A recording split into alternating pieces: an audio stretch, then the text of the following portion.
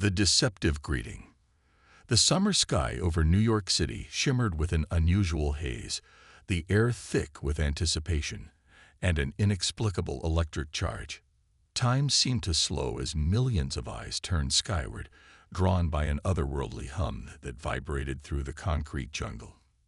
In an instant, the source of the disturbance revealed itself. A colossal alien mothership materialized above the city, its sleek, obsidian surface reflecting the sun's rays in mesmerizing patterns. The vessel was beyond massive, dwarfing even the tallest skyscrapers. Its presence cast an enormous shadow over Manhattan, plunging the streets into an eerie twilight.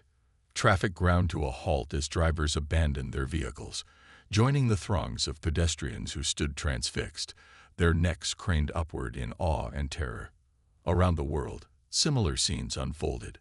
Smaller ships appeared over other major cities: London, Tokyo, Moscow, Beijing, but none matched the sheer scale of the behemoth hovering above New York. Global communication networks exploded with activity as the reality of first contact crashed over humanity like a tidal wave. In the United Nations headquarters, just blocks away from the alien ship, an emergency session was hastily convened. World leaders, many still in their nightclothes, gathered in the General Assembly Hall. The chamber buzzed with a cacophony of languages as diplomats and heads of state debated furiously about how to respond to this unprecedented situation. UN Secretary General Amina Okafor, a statuesque woman from Nigeria known for her unflappable demeanor, called the session to order. Her voice, usually a soothing contralto, carried a hint of strain as she addressed the assembly. Distinguished colleagues, we face a moment unprecedented in human history. Our first priority must be to establish peaceful communication with our visitors. As if in response to her words, the alien ship pulsed with energy. Suddenly, a city-wide hologram flickered to life, bathing New York in an otherworldly blue glow. The image coalesced into a towering figure, a being that appeared almost reptilian, with iridescent scales and multiple sets of arms. Its voice boomed across the city, simultaneously translated into every known human language. People of Earth, the alien intoned, its voice dripping with barely concealed amusement. We come in peace. We wish to speak with your world leaders, the adults in charge of your quaint little planet. A ripple of confusion spread through the UN chamber. Secretary General Okafor, after a moment's hesitation, stepped forward to respond. Greetings, visitors. I am Secretary General Amina Okafor of the United Nations. We represent the leaders of Earth's nations. How may we assist you? The alien's multifaceted eyes blinked in what seemed to be surprise. It conferred briefly with unseen companions before addressing Earth once more. Fascinating. We were under the impression that the small bipeds we observed were some form of domesticated animal. Are you saying that you are, in fact, the dominant species of this world? A murmur of indignation swept through the assembly hall. Okafor's jaw tightened, but she maintained her composure. Yes, we humans are indeed the primary sentient species of Earth. We have achieved significant technological and cultural advancements. We welcome peaceful dialogue with your people. The alien's laughter echoed across the city, a sound like grinding gears that set teeth on edge. How delightful. And here we thought we'd have to search for intelligent life. Very well, tiny ones. We shall meet with your leaders. As the hologram faded, chaos erupted in the UN chamber. Delegates shouted over one another, demanding action, calling for military preparedness, or insisting on immediate surrender. Through it all, a small group of key world leaders huddled with Okafor, hastily devising a plan. Within the hour, a delegation was assembled. It included Okafor, U.S. President Alina Chen, Russian President Viktor Volkov, Chinese Premier Li Xiao, and EU High Representative Marcus Schmidt. As they prepared to depart for the alien ship, a military advisor approached, General Sarah O'Connor, Supreme Allied Commander of Earth's newly formed United Defense Force. O'Connor, A compact woman with steel-gray hair and eyes that missed nothing saluted crisply. "Madam Secretary, Mr. President, distinguished leaders, I strongly advise against this meeting. We know nothing about these beings or their intentions. At least allow me to accompany you as security." President Chen shook her head. "We appreciate your concern, General, but we need you coordinating our global defense strategies. Besides, we must show trust if we hope to establish peaceful relations." O'Connor's lips thinned, but she nodded. "Understood, ma'am. We'll be monitoring closely. At the first sign of trouble, we're coming in hot." As the delegation departed, tensions around the world ratcheted up another notch. Military forces were mobilized, civilians in major cities were evacuated, and global markets went into freefall. All eyes turned to the alien mothership, where Earth's fate was about to be decided. The interior of the alien vessel was a marvel of biomechanical engineering. Pulsating organic walls merged seamlessly with advanced technology beyond human comprehension. The Earth delegation was escorted to a vast chamber that seemed to serve as a command center. There, they came face to face with the alien leadership. The beings towered over the humans, their bodies a shifting mass of scales and tentacles. The lead alien, introducing itself as High Commander Zilksater, regarded the humans with what could only be described as amused condescension. "Welcome aboard, little ones," Zilksater rumbled. "We are the Galgshar Imperium, rulers of 1,000 star systems. We've come to offer you the privilege of joining our glorious empire." Secretary General Okafor stepped forward, her voice steady. "We appreciate your offer, High Commander. However, Earth is a sovereign planet. We're open to peaceful cooperation, but we have no interest in subjugation." Zilksater's multiple eyes blinked in rapid succession. "Subjugation? Oh, you misunderstand. We're offering you protection. The galaxy is a dangerous place for less developed species." President Chen bristled at the implied insult. "With all due respect, we're more capable than you might think. Humanity has overcome countless challenges. We've split the atom, cured diseases, explored our solar system." A harsh sound interrupted her. The aliens were laughing. Zilksater waved a tentacle dismissively. Yes, very impressive for creatures your size. But surely you don't think you could defend yourselves against real threats." The meeting continued in this vein, with the aliens alternating between patronizing offers of protection and thinly veiled threats. The human leaders stood their ground, but it was clear the aliens viewed them as little more than precocious children. As the delegation prepared to depart, General O'Connor's voice crackled over their secure comms. "Madam Secretary, we're detecting energy buildups in the smaller ships over other cities. They might be preparing for some kind of demonstration. Your orders."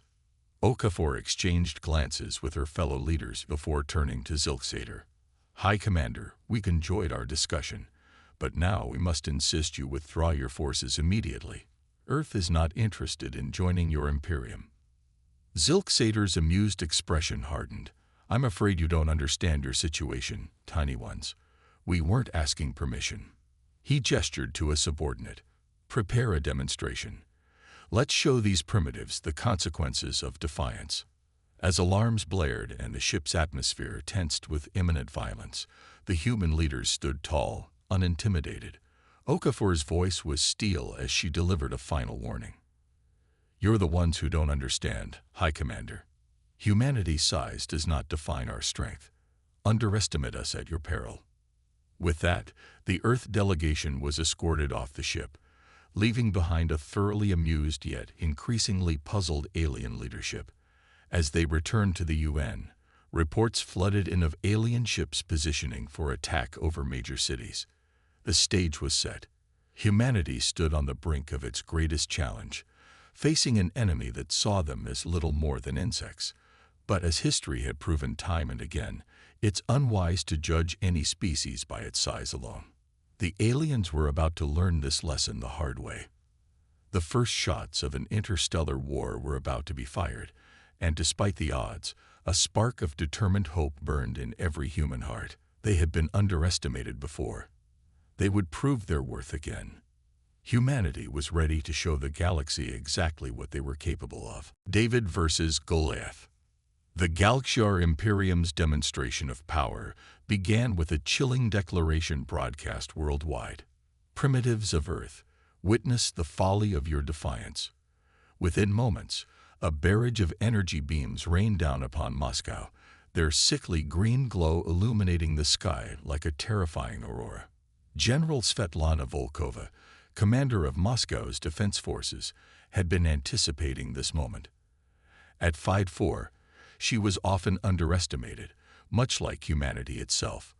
But her diminutive stature belied a tactical genius that had made her a legend in military circles. "Activate Defense Grid Alpha," Volkova commanded, her voice steady despite the chaos erupting around her underground command center. "Initiate Operation Matryoshka." As the alien beams approached the city, they encountered an invisible barrier. A cutting-edge force field developed in secret by a coalition of Earth's top scientists. The beams splashed harmlessly against the shield, their energy dissipating in a spectacular display of light and sound. Aboard the Galxiar command ship, High Commander Zilksader's multiple eyes widened in disbelief. Impossible. These primitives shouldn't have such technology. Increase power to the beams. Back in Moscow, General Volkova allowed herself a small smile. They took the bait. Commence Phase 2. Suddenly, concealed silos throughout the city opened, revealing a network of advanced missile launchers. These weren't conventional weapons, but electromagnetic pulse, EMP missiles, specifically designed to target the alien ship's vulnerable electronic systems. As the missiles streaked skyward, the aliens redirected their fire, trying desperately to shoot them down. In doing so, they fell right into Volkova's trap. The missiles detonated in a blinding flash, unleashing a powerful electromagnetic pulse that swept over the attacking fleet. Alien ships began to falter, their systems disrupted by the unexpected assault. Several smaller craft plummeted from the sky, crashing into the empty fields outside the city.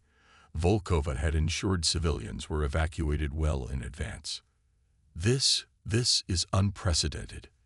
Zilksader sputtered, his tentacles writhing in agitation. How could these tiny creatures have developed such weapons? As the Galxiar fleet retreated from Moscow, similar scenes unfolded in cities across the globe. In New York, swarms of nanodrones emerged from the sewers, attaching themselves to alien ships and slowly disabling their systems. In Tokyo, a network of quantum computers predicted and countered every alien move with uncanny accuracy. And in Rio de Janeiro, a hastily assembled sonic weapon turned the aliens' own communication signals against them, sowing confusion in their ranks. The Galxiar Imperium had expected an easy victory. Instead, they found themselves facing a species that refused to roll over and die. In the midst of the chaos, a group of unlikely heroes emerge. In a secured bunker beneath Silicon Valley, 5 child prodigies, all under the age of 15, huddled around a bank of supercomputers. They had been brought together by a desperate plan to decrypt the alien communications. Zain, a 12-year-old programming savant from Pakistan, furiously typed line after line of code. Beside him, Yuki, a 14-year-old mathematical genius from Japan, scribbled complex equations on a digital whiteboard. The others, Adebayo from Nigeria, Sophia from Argentina, and Ethan from Canada, worked in perfect synchronization, their young minds unencumbered by conventional thinking. "I think I found a pattern in their encryption," Zain announced, his eyes never leaving the screen. "It's based on a nonlinear algebraic structure, but there's something organic about it." Yuki's eyes lit up. What if it's not just mathematical? What if their language itself is part of the encryption? As the children worked, their adult supervisors watched in awe.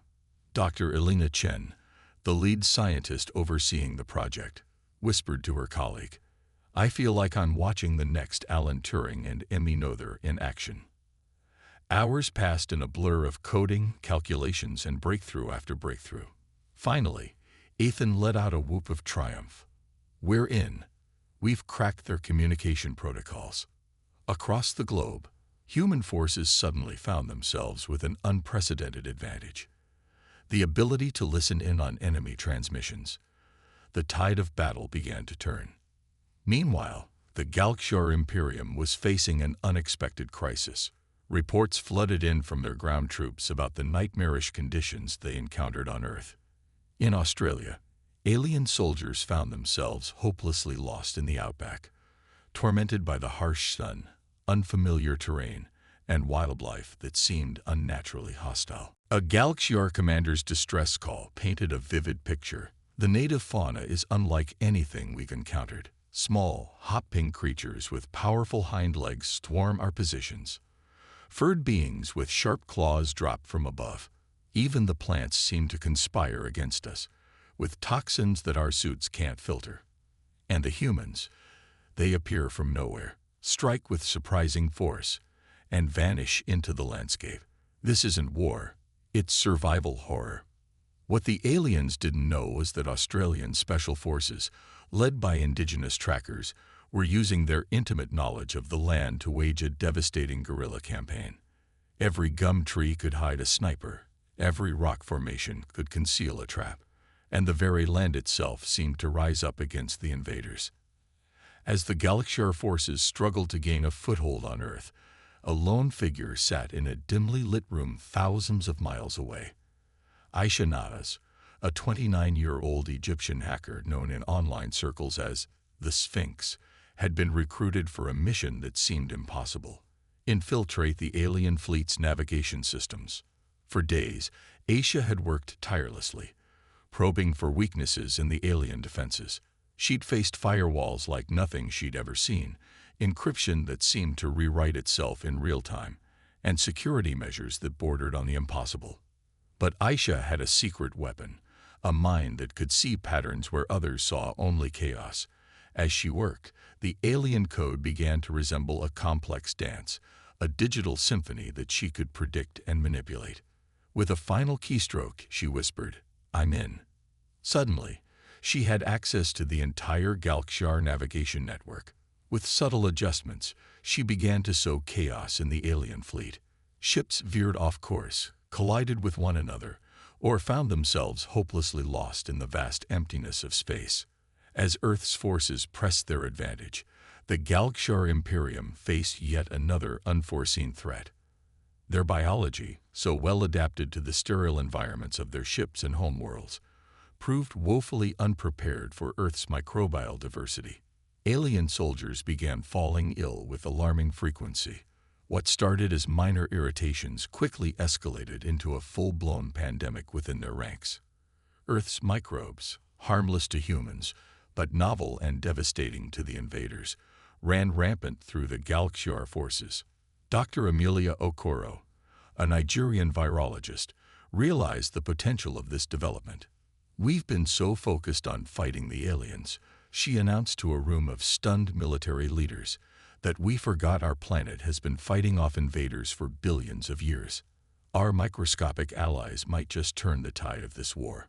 As the Galkshar Imperium's invasion faltered on multiple fronts, High Commander Zilksater was forced to confront an uncomfortable truth. These humans, these tiny creatures they had so grievously underestimated, were proving to be the most formidable foe the Imperium had ever faced.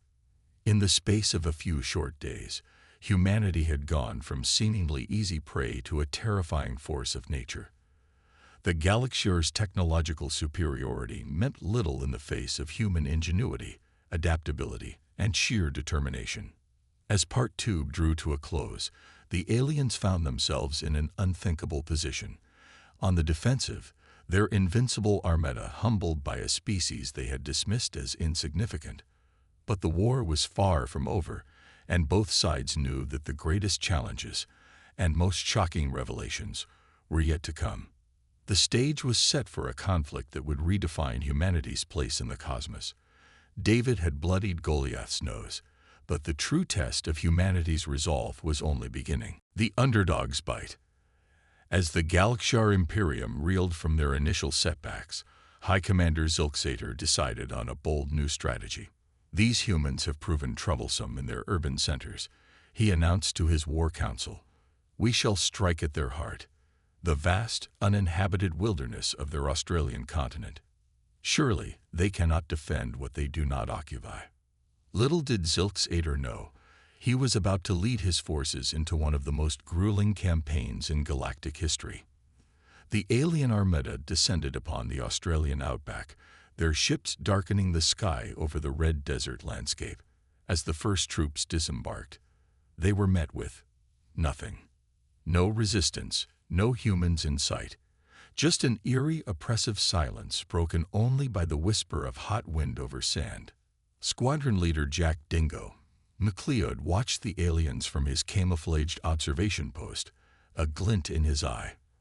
"Welcome to hell, you galactic galas," he muttered into his comm. "All right, ladies and gents, commence Operation Dreamtime." Suddenly, the desert came alive. Holographic projectors, hidden beneath the sand, sprang to life. The aliens found themselves surrounded by terrifying apparitions. Giant, spectral kangaroos bounding towards them, enormous serpents rising from the ground, and monstrous, ghostly birds swooping from the sky. Panic spread through the alien ranks. Their sensors, calibrated for detecting solid matter and energy signatures, were useless against these phantom attackers. In their confusion, they failed to notice the real threat. Small teams of Australian SAS soldiers, moving silently through the chaos, using specially designed cloaking suits that mimicked the heat signatures of native animals. The human soldiers were all but invisible to alien detection. They struck with brutal efficiency, eliminating key targets before melting back into the landscape. As night fell, the aliens' troubles only intensified. The temperature dropped rapidly, catching their environmental systems off guard. Strange, haunting sounds echoed across the desert. The calls of dingoes and kookaburras, eerie and alien to the invaders' ears. But the real nightmare began with the coming of the insects. Swarms of locusts, apparently stirred up by the aliens' arrival, descended upon their camps. The tiny creatures found their way into every crevice of the aliens' equipment, gumming up machinery and shorting out delicate electronics. Dr. Marika Newman, an Austrian entomologist who had been working on locust swarm prediction models, found herself suddenly at the forefront of military strategy. "We've turned their swarm intelligence against the aliens," she explained to the UN Security Council via holographic link. "By subtly influencing the locusts' behavior with low-frequency sound waves, we can effectively herd them towards enemy positions." The aliens' misery was compounded by the very soil beneath their feet. The fine, red desert sand worked its way into their equipment, abrading delicate components and clogging air filters. Vehicles designed to traverse the vacuum of space found themselves bogged down in dry riverbeds or hidden sinkholes. Even the plants seemed to be against them. Alien soldiers, attempting to set up camp, found themselves entangled in stands of spinifex grass, its sharp leaves penetrating their supposedly impenetrable armor. Back in the alien command ship, Zilksater was apoplectic. "How?" he raged, his tentacles lashing about in fury. "How can one tiny portion of this insignificant planet be giving us so much trouble?" His science officer, Vextara, offered a tentative explanation. "Sir, it appears that the very harshness of this environment has shaped its life forms, including the humans, into supremely adapted survivors. They are using the land itself as a weapon against us." Meanwhile, in a secret facility beneath the red sands, a team of Earth's brightest minds was working on a project that could turn the tide of the war decisively in humanity's favor. Dr. Chandra Kapoor, a quantum physicist from India, stood before a device that looked like a cross between a satellite dish and a Tesla coil. "Ladies and gentlemen," she announced to the assembled military leaders, "I give you the Dreamtime drive." She explained, her voice brimming with barely contained excitement. "By tapping into the quantum field that underpins reality, we can create localized disruptions in the fabric of space-time.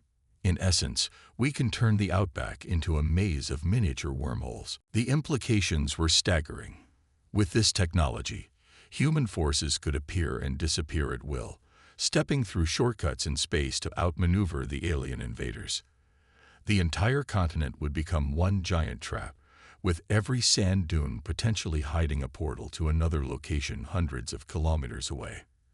As the humans pressed their advantage in Australia, a different kind of battle was unfolding in the digital realm. Aisha Naz, the Egyptian hacker who had infiltrated the alien navigation systems, found herself in a high-stakes game of cat and mouse with the Galaxyar's cybersecurity forces. The aliens, finally aware of the breach, had unleashed their most sophisticated AI to track down and eliminate the human intruder. Aisha's fingers flew over her keyboard, her mind operating at a level she had never before experienced. It wasn't just a battle of skill. It was a clash of fundamentally different ways of thinking. Their AI is incredibly powerful, Aisha muttered to herself, but it's constrained by its own logic. It can't make the intuitive leaps a human mind can. Drawing upon everything from higher mathematics to classical poetry, Aisha created a firewall that was less a static defense and more a constantly evolving work of art. The alien AI, for all its processing power, couldn't predict the irrational, creative twists of human inspiration. As Aisha fought to maintain her foothold in the alien systems, she stumbled upon something that made her blood run cold. Buried deep in the Galaxyar battle plans was a reference to something called Project Lazarus. "Oh my God," she breathed, her eyes widening as she decrypted the files. They've been here before. Halfway across the world, in the dense jungles of the Amazon rainforest, another front of the war was taking an unexpected turn. The alien force that had landed there, hoping to establish a beachhead in the Western Hemisphere, found themselves facing an enemy they couldn't have anticipated: the jungle itself. Dr. Isabella Souza, a Brazilian botanist, had made a groundbreaking discovery. The vast mycelial networks that connected the rainforest trees were not just transferring nutrients and information between plants, they were responding to the alien presence. It's as if the entire rainforest is a single vast organism, Dr. Souza explained to a joint task force of scientists and military personnel, and it recognizes the aliens as a threat. Strange phenomena began to plague the alien forces. Vines seemed to grow overnight, entangling their equipment. Spores released by giant fungi played havoc with their respiratory systems. The very ground beneath their feet became treacherous, as the soil itself seemed to shift and give way at the worst possible moments. But perhaps most astonishing of all was the behavior of the Amazon's animal life. Jaguars, normally solitary creatures, were observed working in packs to ambush alien patrols. Flocks of macaws would appear out of nowhere, their deafening screeches drowning out alien communications. Even the insects seemed to be working in concert, with swarms of ants and termites targeting the aliens' food supplies and electronic equipment with uncanny precision. As news of these developments spread, a new sense of hope began to take hold across the planet. Humanity, so often at odds with the natural world, found itself fighting alongside the very planet they had feared was doomed.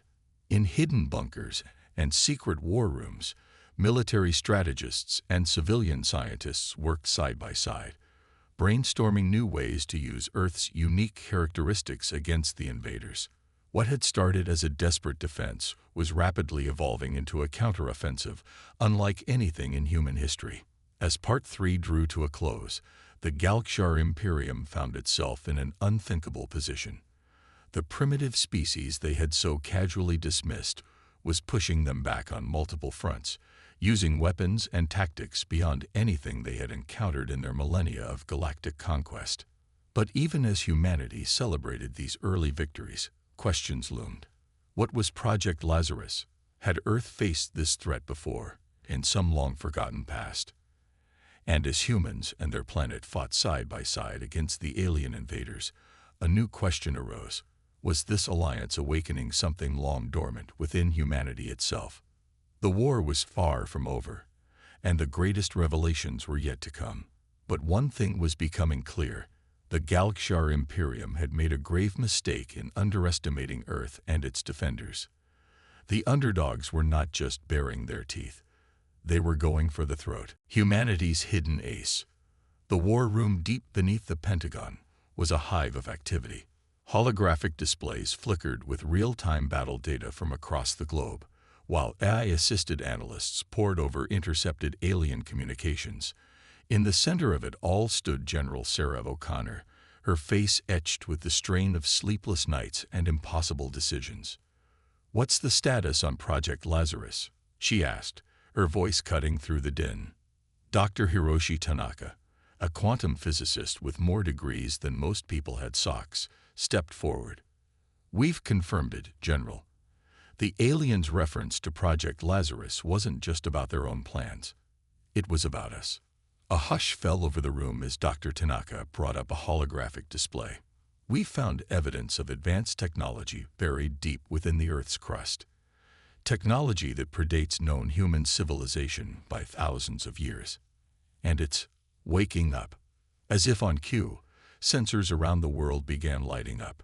In the deserts of Egypt, beneath the ice of Antarctica, in the depths of the Mariana Trench, long-dormant machines of incomprehensible purpose were stirring to life.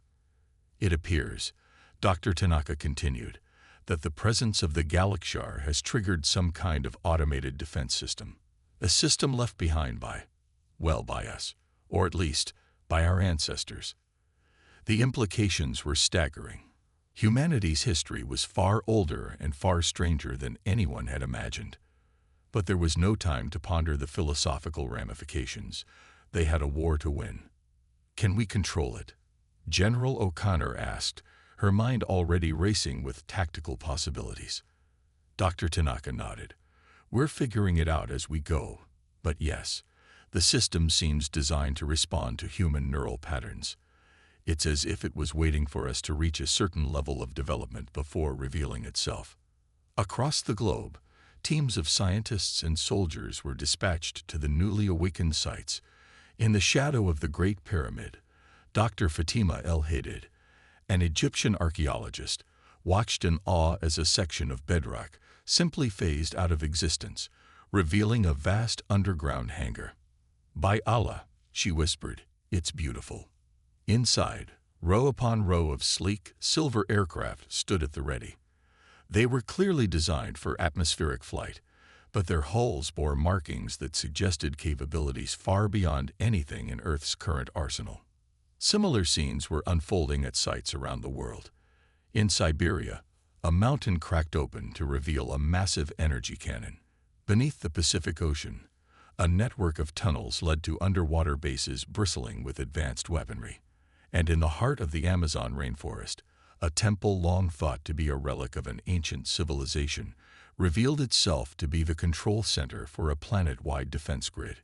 As humanity raced to understand and utilize this incredible legacy, the Galakshar Imperium was facing a crisis of its own.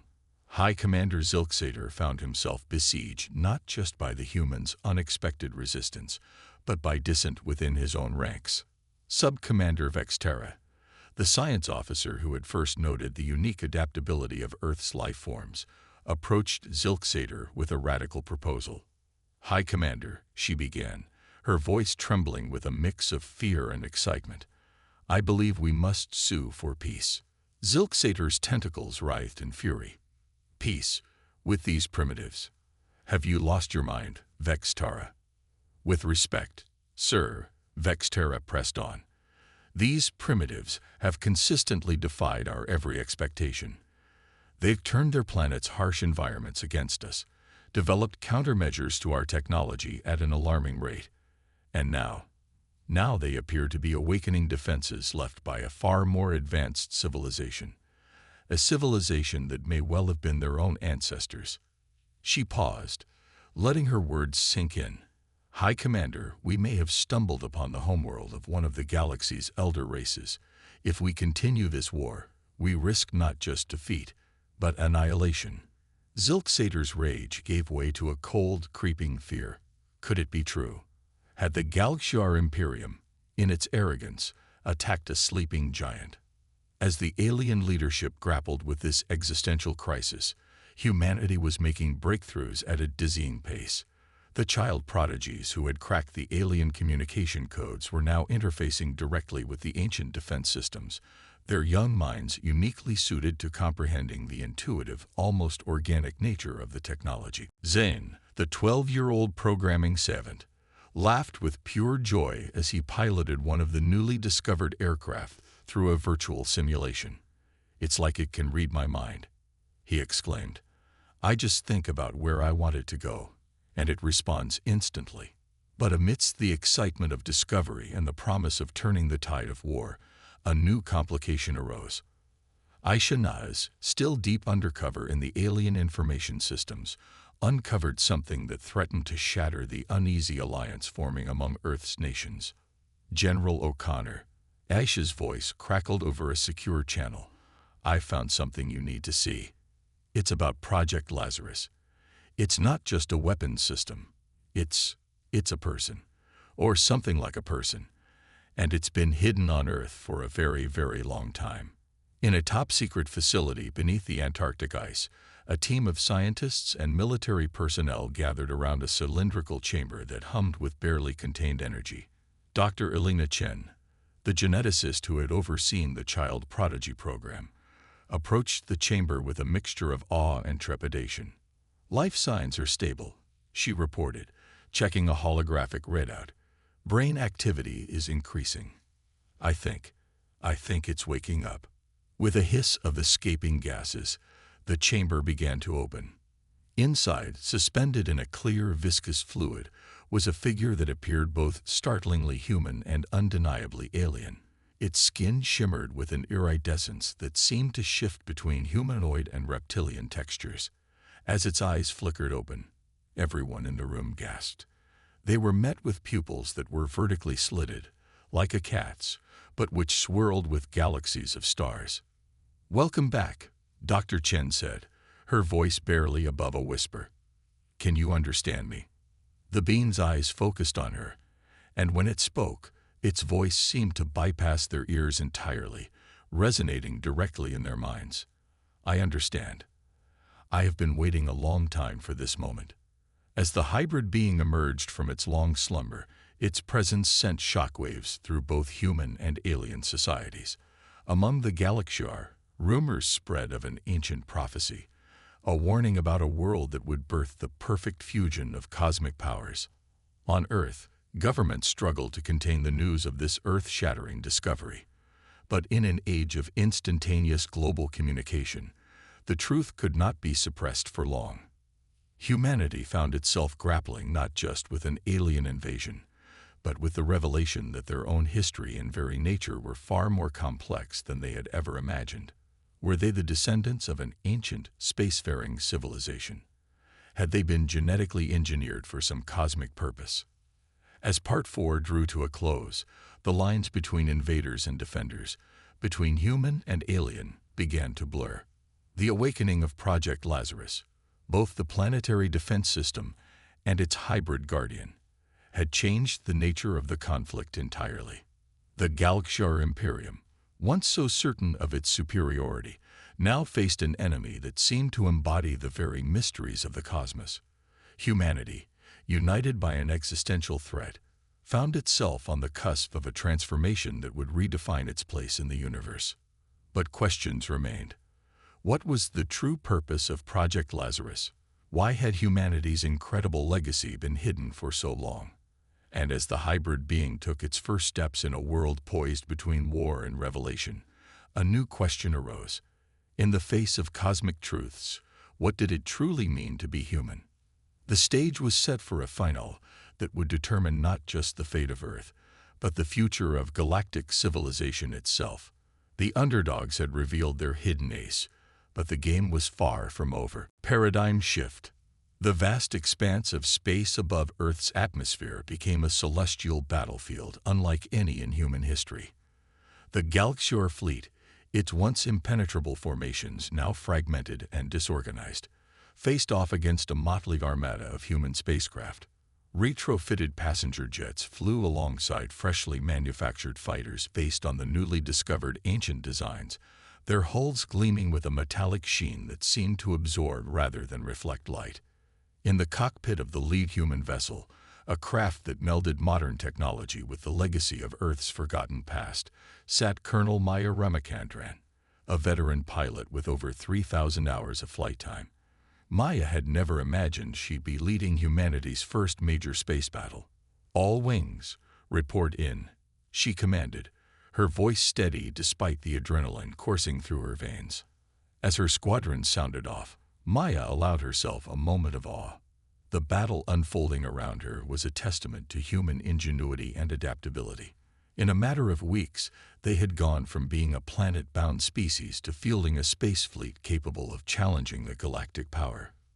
But the real game-changer was about to make its presence known. From the surface of the moon, a structure that had lain dormant for millennia began to stir. As layers of dust fell away, a massive cannon emerged, its barrel easily the size of a small city.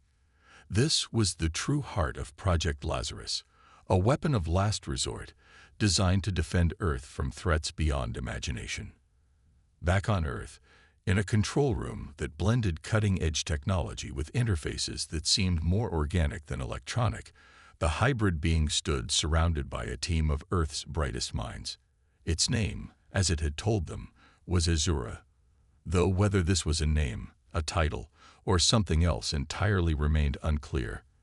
"The Stellar Aegis is online," Azura announced, its voice resonating in the minds of all present. "But we must be cautious. Its power is immense, but so too is its potential for destruction." Dr. Elena Chen, still struggling to come to terms with the revelation of humanity's cosmic heritage, asked the question that burned in everyone's minds. "Azura, why? Why was all of this hidden from us for so long?" Azura's star-filled eyes seemed to look beyond the confines of the room, beyond the present moment. "Your ancestors, our ancestors, were a space-faring civilization of immense power and knowledge. But they foresaw a great calamity, a cosmic event that would sweep across the galaxy, destroying all in its path." The hybrid being's form shimmered, and suddenly the room was filled with holographic images of a vast, dark wave moving through space, extinguishing stars as it passed.